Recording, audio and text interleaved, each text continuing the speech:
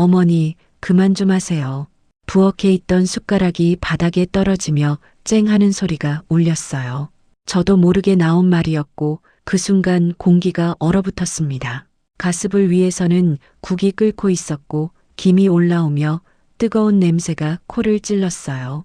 창문 틈으로 들어온 겨울바람은 발목을 차갑게 스쳤고 형광등 불빛은 유난히 희게 느껴졌습니다. 시어머니는 아무 말도 하지 않았어요. 다만 천천히 저를 바라봤죠.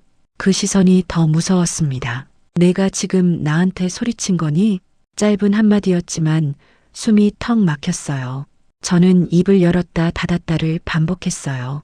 심장이 빠르게 뛰었고 손바닥엔 땀이 찼습니다. 여기서 물러나면 또 참아야 한다는 걸 알았고 그렇다고 더 말하면 돌이킬 수 없을 것 같았어요. 어머니는 왜 항상 제 방식은 틀렸다고만 하세요? 말을 하면서도 목소리가 떨렸습니다. 시어머니는 냉장고 문을 세게 닫았어요. 쿵! 그 소리에 제 어깨가 움찔했습니다. 내가 이 집에서 몇 년을 살았는데 내가 뭘 안다고. 어머니가 다 옳다는 말은 아니잖아요. 말대꾸까지 배웠네. 말 사이사이에 침묵이 끼어들었고 그 침묵이 더 큰 소리처럼 느껴졌어요. 저는 속으로 계속 되뇌었습니다. 이렇게까지 말하려던 건 아니었는데 하지만 이미 늦은 것 같았어요. 그때 안방에서 시어머니의 기침 소리가 들렸습니다. 평소보다 거칠었고 길게 이어졌어요. 잠깐 멈칫했지만 시어머니는 괜찮다는 듯 손을 내저었죠. 괜히 아픈 척하지 마세요. 제가 그렇게 말해버렸습니다. 순간 시어머니의 얼굴이 굳었습니다. 입술이 떨렸고 눈빛이 흔들렸어요.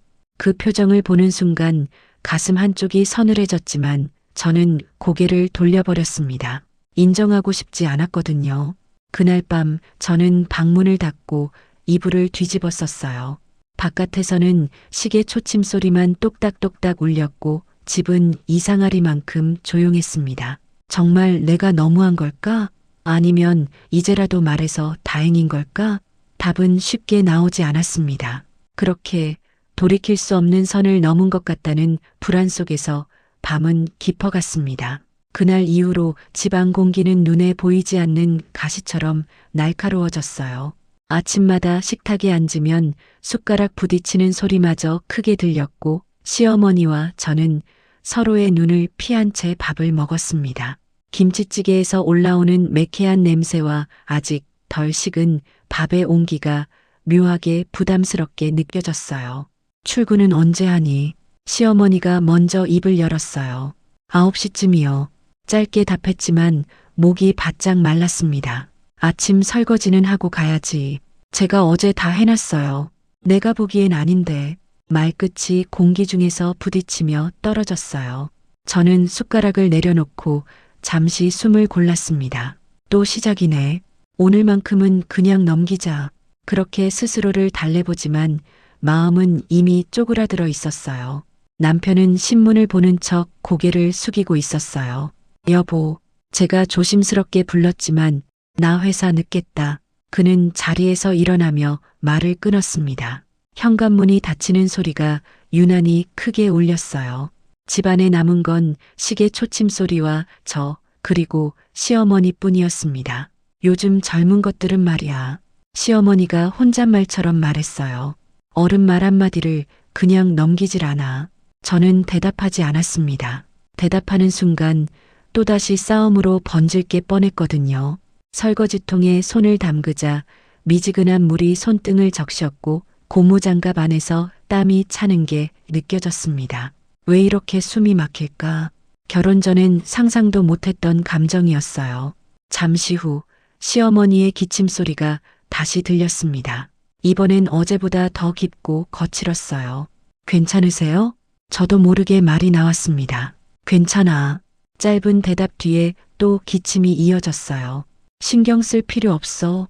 하지만 저는 등을 돌린 시어머니의 어깨가 유난히 작아 보인다는 걸 느꼈습니다. 정말 괜찮은 걸까? 마음 한쪽에서 불안이 고개를 들었지만 곧바로 다른 생각이 덮어버렸어요. 아니야, 또 괜히 마음 약해지면 안 돼. 점심 무렵 장을 보러 나간 시장에서는 사람들 목소리와 트럭 경적 소리가 뒤섞여 귀가 어지러웠습니다. 생선 비린내, 과일의 단내, 겨울 바람의 차가운 감촉까지 한꺼번에 몰려왔어요. 계산대 앞에서 시어머니가 지갑을 꺼내려다 손을 잠시 멈췄습니다. 제가 낼게요. 제가 말했지만 괜히 시어머니는 고개를 저었어요. 내 돈은 아껴. 그 말에 가슴이 묘하게 찔렸습니다. 고마움인지 또 다른 간섭인지 분간이 되지 않았거든요. 집으로 돌아오는 길, 두 사람 사이에는 또다시 말이 없었습니다. 발걸음 소리만 골목에 메아리 쳤어요.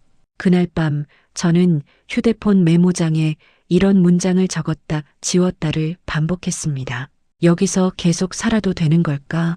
하지만 답은 끝내 적히지 않았어요. 며칠이 그렇게 흘렀어요. 집안에서는 말수가 점점 줄어들었고 대신 숨막히는 침묵이 자리를 채웠습니다. 아침 햇살이 거실 바닥에 길게 드리워져도 그 빛마저 차갑게 느껴졌어요. 난방은 켜져 있었지만 발끝은 시렸고 공기에는 늘 묘한 긴장이 감돌았습니다. 그날은 아이 학교 상담이 있는 날이었어요. 저는 서류를 챙기며 서둘렀고 시어머니는 부엌에서 반찬을 담고 계셨습니다. 오늘은 내가 아이 데리러 갈게. 시어머니가 먼저 말했어요. 제가 가려고 했어요. 내가 회사도 늦다며. 그래도 제가 됐어. 내가 하면 되지. 말이 끝나기도 전에 대화는 닫혀버렸습니다. 저는 서류를 쥔 손에 힘이 들어갔어요. 왜 항상 결정은 어머니 몫일까? 그런 생각이 머리를 떠나지 않았습니다. 현관에서 신발을 신는데 시어머니가 다시 말을 꺼냈어요. 선생님이랑은 내가 이야기할게. 아이 엄마가 저인데요. 제 말에 시어머니의 눈썹이 미세하게 올라갔습니다. 경험이 다르잖니. 그 경험이 항상 맞는 건 아니잖아요. 순간 공기가 뚝 끊겼어요. 시어머니는 제 얼굴을 가만히 바라보다가 낮게 말했어요. 너 요즘 말이 세졌다. 그 한마디에 가슴이 철렁 내려앉았습니다. 저는 변명도 사과도 하지 못한 채 고개를 숙였어요. 세진 게 아니라 더는 못 참는 걸지도 몰라. 속으로 그렇게 중얼거렸습니다. 오후 늦게 학교에서 전화가 왔어요. 아이가 체육 시간에 넘어져 무릎을 다쳤다는 말이었습니다. 저는 회사에서 허겁지겁 나왔고 병원 복도에서는 소독약 냄새가 코를 찔렀어요. 형광등 불빛 아래서 시어머니는 이미 아이 옆에 앉아 계셨습니다. 괜찮아? 제가 아이에게 묻자 할머니가 먼저 와 있었어. 아이의 말에 마음이 복잡해졌습니다. 병원비는 내가 계산했어. 시어머니가 담담히 말했어요. 다음엔 이런 일 생기지 않게 내가 더 신경 써. 그 말에 속이 울컥했어요. 저도 신경 쓰고 있어요. 그렇게 안 보이니까 하는 말이야. 병원 대기실에는 다른 아이 울음소리와 TV 뉴스 소리가 뒤섞여 있었고 제 귀에는 시어머니의 말만 계속 맴돌았습니다. 난 도대체 뭘 더 해야 하지? 스스로에게 묻지만 답은 나오지 않았어요.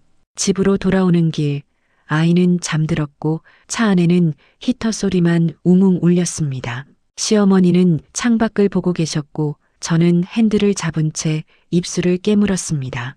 이건 작은 어긋남일 뿐일까? 아니면 더 큰 싸움의 시작일까? 불안이 서서히 자라나고 있었습니다. 병원에서 돌아온 뒤 집 안 분위기는 이전보다 더 무거워졌어요. 아이는 방에 들어가 문을 닫았고 거실에는 TV 소리만 낮게 흘렀습니다. 화면에서는 웃음소리가 터져 나왔지만 그 웃음이 이 집과는 전혀 어울리지 않는 것처럼 느껴졌어요. 너 잠깐 와서 앉아. 시어머니가 소파를 두드리며 말했습니다. 저는 잠시 망설이다가 맞은편에 앉았어요. 소파 쿠션은 푹 꺼졌고 등받이는 생각보다 딱딱했습니다. 이제 무슨 말을 하시려는 걸까? 심장이 괜히 빨라졌어요. 오늘 병원에서 내 태도 솔직히 마음에 안 들더라. 어떤 부분이요? 아이 앞에서 그런 표정 짓는 거 저는 입술을 꽉 다물었습니다. 그럼 전 어떤 표정을 지어야 했는데요? 고마워해야지. 내가 다 처리했잖아. 말은 조용했지만 그 안에 담긴 힘이 느껴졌어요. 공기가 눌리는 느낌이었죠.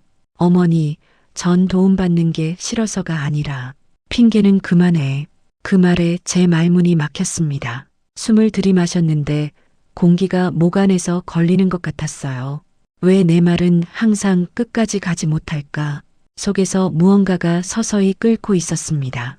저녁 준비를 하며 냄비를 올리자 물이 끓는 소리가 점점 커졌어요. 김이 올라오며 주방은 금세 후끈해졌고 제 이마에는 땀이 맺혔습니다. 시어머니는 옆에서 반찬을 다듬다 말고 다시 말을 꺼냈어요. 요즘 내가 집에 마음이 없는 것 같아. 그런 적 없어요. 없긴. 얼굴에 다 써있더라. 칼질 소리가 도마 위에서 탁탁 울렸어요. 그 소리에 맞춰 제 신경도 날카로워졌습니다. 저도 사람이라 힘들 수는 있잖아요. 힘든 건 나야. 시어머니의 목소리가 낮아졌습니다. 이 나이에 손주 키우고 집안일 도와주고. 그 말에 가슴이 철렁 내려앉았어요. 난 그 노력을 당연하게 여겼던 걸까? 순간 스스로가 초라해졌지만 동시에 억울함도 치밀어 올랐습니다. 식탁에 앉았을 때 남편이 조심스럽게 말을 꺼냈어요. 두 분 조금만. 넌 빠져. 시어머니가 단호하게 잘랐습니다. 이건 여자들 문제야. 저는 숟가락을 쥔 손에 힘을 주었습니다. 어머니, 저도 엄마예요. 그 말이 나오자 제 목소리가 떨렸습니다. 항상 뒤로 밀리는 느낌이에요. 잠시 정적이 흘렀어요. 시어머니는 저를 똑바로 보지 않고 밥만 뜨셨습니다. 그건 내가 아직 몰라서 그래. 그날 밤 저는 쉽게 잠들지 못했어요. 벽 너머에서 들려오는 시어머니의 기침소리, 시계 초침소리, 냉장고 모터 돌아가는 소리가 번갈아 귀를 때렸습니다. 이 집에서 내 자리는 어디일까? 그 질문이 머릿속을 떠나지 않았습니다. 그날 이후로 시어머니의 몸 상태는 눈에 띄게 달라졌어요. 아침마다 일찍 일어나던 분이 늦게까지 방문을 닫고 나오지 않았고 식탁에 앉아도 숟가락을 몇 번 들다 말고 내려놓곤 했습니다. 국에서 올라오는 김은 여전했지만 시어머니 앞에 밥은 늘 반쯤 남아 있었어요. 어머니, 조금만 더 드세요. 제가 조심스럽게 말하면 입맛이 없어. 짧은 대답만 돌아왔습니다. 그 말투에 더 이상 묻지 못하고 고개를 끄덕였지만 마음 한구석이 계속 불편했어요. 설마 진짜 아픈 건 아니겠지. 그렇게 합리화하며 넘기려 했습니다. 어느 날 밤이었어요. 아이를 재우고 거실 불을 끄려는데 안방 쪽에서 둔탁한 소리가 들렸습니다. 쿵. 그리고 낮은 신음소리. 어머니? 제가 문을 열자 시어머니는 바닥에 주저앉아 계셨습니다. 얼굴은 창백했고 손은 미세하게 떨리고 있었어요. 괜찮아, 잠깐 어지러웠어. 그 말과 달리 숨은 가쁘게 오르내렸습니다. 병원 가셔야겠어요. 그럴 필요 없어. 이 상태가 괜찮아 보이세요? 제 목소리가 조금 높아지자 시어머니는 고개를 돌렸습니다. 괜히 호들갑 떨지 마. 호들갑이 아니라 걱정이에요. 그 걱정 진작했어야지. 그 말에 가슴이 세게 맞은 것처럼 아팠어요. 그동안 난 뭘 보고 있었던 걸까? 죄책감이 밀려왔지만 동시에 억울함도 따라왔습니다. 결국 구급차를 부르자는 제 말에 시어머니는 끝까지 고개를 저었고 남편이 중간에서 겨우 설득했습니다. 늦은 밤 병원 응급실은 차가운 소독약 냄새로 가득했고 들겁바퀴 소리가 복도를 울렸습니다. 의사는 말했어요. 검사를 더 해봐야 합니다. 당분간 입원하셔야겠어요. 그 말을 듣는 순간 시어머니의 손이 제 소매를 살짝 잡았습니다. 아주 잠깐이었지만 분명히 느껴졌어요. 집에 그냥 가면 안 되겠니? 그 목소리는 낮고 약했습니다. 저는 아무 말도 하지 못했어요. 머릿속에서는 그동안의 말다툼, 차가운 말, 외면했던 기침 소리가 빠르게 스쳐 지나갔습니다. 혹시 너무 늦은 건 아닐까? 두려움이 처음으로 분명한 얼굴을 드러냈어요. 병실로 올라간 뒤 시어머니는 곧 잠들었고 저는 의자에 앉아 밤을 지새웠습니다. 창밖에서는 새벽 공기가 희미한 불빛에 비쳤고 심전도 기계의 규칙적인 소리가 귀에 박혔어요. 미워했던 시간보다 이렇게 앉아있는 시간이 더 길어질까? 그런 생각이 들자 가슴이 조용히 무너졌습니다. 병실의 아침은 생각보다 조용했어요. 창문 사이로 들어온 햇빛이 커튼 끝을 스치며 바닥에 번졌고 소독약 냄새는 밤보다 한결 옅어졌습니다. 시어머니는 아직 눈을 뜨지 못한 채 가늘게 숨을 쉬고 계셨고 저는 종이컵에 미지근한 물을 받아 한 모금 마셨습니다. 밤새 굳어있던 어깨가 뻐근했어요. 의사는 조용히 말했습니다. 검사 결과가 나왔습니다. 많이 안 좋은 건가요? 당장 위험한 건 아니지만 그동안 많이 참으신 것 같아요. 그 말에 가슴이 서늘해졌습니다. 참았다는 말, 왜 이렇게 마음에 걸릴까? 저는 고개를 끄덕이며 설명을 들었지만 귀에는 절반도 들어오지 않았어요. 시어머니가 잠에서 깨어났을 때 저는 반사적으로 일어나 물을 건넸습니다. 어머니, 물 좀 드세요. 내가 밤새 있었니? 네. 짧은 대답 뒤에 어색한 침묵이 흘렀습니다. 창밖에서 새소리가 들렸고 병실 안은 이상할 만큼 밝았어요. 시어머니는 한참을 저를 보다가 낮게 말했습니다. 미안하다. 그 한마디에 저는 숨이 멎는 줄 알았습니다. 내가 내 입장 생각 안 했지. 시어머니의 목소리는 떨렸고 눈가에는 금세 물기가 맺혔어요. 저는 무슨 말을 해야 할지 몰라 손만 꼼지락거렸습니다. 이 말을 기다렸던 걸까? 아니면 듣고 싶지 않았던 걸까? 마음이 복잡하게 얽혔어요. 어머니도 많이 힘드셨죠. 그렇게 말하는 제 목소리도 생각보다 약했습니다. 잠시 후 병실 문이 열리고 간호사가 들어왔습니다. 보호자분, 비용 안내드릴게요. 서류를 건네받는 순간 현실이 다시 눈앞으로 내려앉았습니다. 입원비, 검사비, 치료계획, 숫자들이 줄지어 적혀 있었어요. 이걸 우리가 감당할 수 있을까? 머릿속이 빠르게 계산으로 가득 찼습니다. 시어머니는 제 표정을 보고 말했어요. 돈 때문에 고민하지 마. 그게 쉬운 일이 아니에요. 내 통장, 내가 관리해. 그 말에 저는 고개를 들었습니다. 그건 지금까지 말 안 했을 뿐이야. 시어머니는 천천히 침대 옆 서랍을 가리켰습니다. 그 안에는 작은 수첩 하나가 들어 있었어요. 낡은 표지, 빼곡한 글씨. 저는 손을 떼지 못한 채 서 있었습니다. 혹시 내가 모르는 무언가가 있나? 불안과 호기심이 동시에 올라왔어요. 그날 오후 병실에는 다시 긴 침묵이 내려앉았습니다. 하지만 그 침묵은 예전과 달랐어요. 날이 서 있지 않았고 무겁지만 피할 수 없는 진실을 앞둔 조용한 숨 고르기 같았습니다. 병실 창밖으로 해가 조금씩 기울 무렵이었어요. 오후 햇살은 오전보다 누그러져 있었고 커튼에 비친 그림자는 길게 늘어졌습니다. 저는 결국 시어머니가 가리킨 서랍을 열었습니다. 낡은 수첩과 함께 통장 몇 개, 봉투가 정갈하게 묶여 있었어요. 이게 다 뭐예요? 제 목소리는 생각보다 낮았습니다. 시어머니는 잠시 숨을 고른 뒤 말했어요. 내가 애 키우느라 일하느라 힘든 거 다 보고 있었어. 그런데 왜? 말하면 내가 더 불편해할까 봐. 수첩을 펼치자 날짜와 금액, 짧은 메모들이 빼곡했어요. 아이 학원비 대비, 지연 병원비 혹시 몰라, 집 수리비.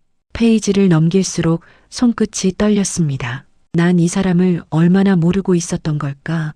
어머니, 이걸 왜 혼자서? 부모 마음이 다 그런 거야. 시어머니는 애써 웃으려 했지만 얼굴에는 피로가 그대로 남아 있었어요. 짐되기 싫었어. 그 말이 가슴을 깊게 찔렀습니다. 그동안 제가 품었던 불만과 서운함이 부끄럽게 느껴졌어요. 나는 내 입장만 억울해했지. 어머니의 두려움은 한 번이라도 생각해 봤을까? 그때 남편이 병실로 들어왔습니다. 이게 무슨... 통장을 본 남편은 말을 잇지 못했어요. 엄마, 왜 이런 걸? 내 아내한테 맡기고 싶었어. 시어머니는 분명하게 말했습니다. 이 집을 제일 많이 책임지고 있는 사람이니까. 순간 제 눈앞이 흐려졌어요. 인정받고 싶다고 입으로는 말하지 않았지만 마음속 깊은 곳에서는 늘 바라고 있었던 말이었거든요. 며칠 뒤 시어머니는 퇴원을 앞두고 있었고 저는 병원과 회사, 집을 오가며 정신없이 지냈습니다. 엘리베이터 안에서 들리는 안내음, 병원비 정산 창구의 번호 호출 소리, 밤마다 울리는 휴대폰 알람까지. 현실은 여전히 버거웠지만 제 마음은 조금 달라져 있었어요. 퇴원 전날 밤 시어머니가 제 손을 잡았습니다. 지연아, 처음으로 이름을 불러주셨습니다. 그동안 많이 서운했지. 네. 짧게 대답했지만 그 안에 담긴 감정은 길었습니다. 그래도 내가 있어서 버텼다. 그 말에 저는 고개를 숙인 채 한참을 움직이지 못했어요. 이제야 같은 방향을 보고 있는 걸까? 완전히 풀린 건 아니었지만 적어도 등을 돌리고 서 있지는 않다는 느낌이 들었습니다. 퇴원하는 날 아침, 병원 창구 앞은 유난히 분주했어요. 번호표 기계에서 나는 삑 소리, 캐스터가 달린 가방 끌리는 소리, 낮은 목소리로 오가는 안내 말들까지. 그 소리들 사이에서 저는 서류를 정리하며 서 있었고 시어머니는 휠체어에 앉아 창밖을 바라보고 계셨습니다. 집에 가면 예전처럼 지내지 말자. 시어머니가 먼저 말을 꺼냈어요. 어떤 예전이요?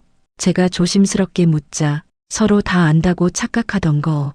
그 말에 저는 잠시 웃음이 났다가 금세 고개를 끄덕였습니다. 정말 그랬다. 가족이라는 이유로, 오래 함께 산다는 이유로 우리는 서로를 설명하지 않아도 안다고 믿고 있었어요.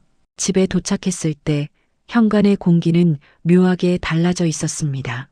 여전히 같은 신발장, 같은 거실이었지만 마음속에서는 무언가가 조금 내려앉은 느낌이었어요. 시어머니는 방으로 들어가기 전 잠시 멈춰서서 말했습니다. 오늘 저녁은 내가 편한 걸로 해라. 그 말이 왜 그렇게 크게 들렸는지 모르겠어요. 저녁 식탁에는 소박한 반찬들이 올랐습니다. 국에서 올라오는 김 따뜻한 밥 냄새, 숟가락 부딪히는 소리. 그 모든 게 평범했지만 저는 그 평범함이 고맙게 느껴졌어요. 지연아, 시어머니가 다시 제 이름을 불렀습니다. 앞으로도 서운한 거 있으면 말해라. 어머니도요. 그래, 나도 노력할게.